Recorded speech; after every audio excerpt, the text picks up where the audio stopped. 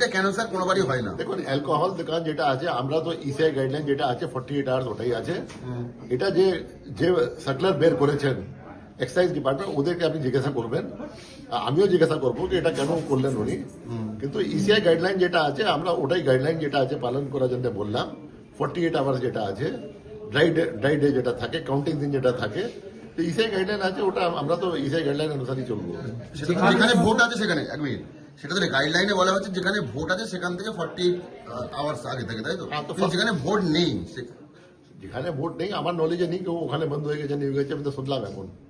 কোথায় বন্ধ হয়ে গেছে? যেখানে ভোট নেই বন্ধ হয়ে গেছে। কলকাতা বিভিন্ন জায়গায় সব জায়গায় আজ থেকে বন্ধ হয়ে গেছে। গতকাল থেকে স্যার, গতকাল থেকে। এক্সাইজ কমিশনার যে অর্ডারটা করেছেন তাতে 96 আওয়ার্স অল ওভার এখানে তো ইলেকশন আছে 29 তারিখে। 96 আওয়ার কোথায়? আজকে তো আপনার 9 দিন বাকি আছে, 8 দিন বাকি আছে। স্পেসিফিক করা নেই। All over West Bengal sir, সেই কারণেই সমস্যা হচ্ছে এবং গোটা সেটা যেটা জিজ্ঞাসা করে নেবেন এক্সাইজ কমিশনারকে। আমি শুনলাম, আমিও জিজ্ঞাসা করে নেবো। আমরা যে ইসিআই গাইডলাইন বাইরে কাকে কিছু বলিনি, যেটা আছে না আমাদের পরামর্শ নেওয়া হয়েছে, না আমাদের অ্যাপ্রুভাল নেওয়া হয়েছে, না আমাদের থেকে নির্দেশ কিছু এরকম গেছে। আমরা নির্দেশ দিয়েছি যেটা আছে, যেটা মিটিং ওনার সঙ্গে করলাম, এক্সাইজ অফিসার সঙ্গে মিটিং করলাম, কি আপনার ইললিগাল লিকার মুভমেন্ট যেটা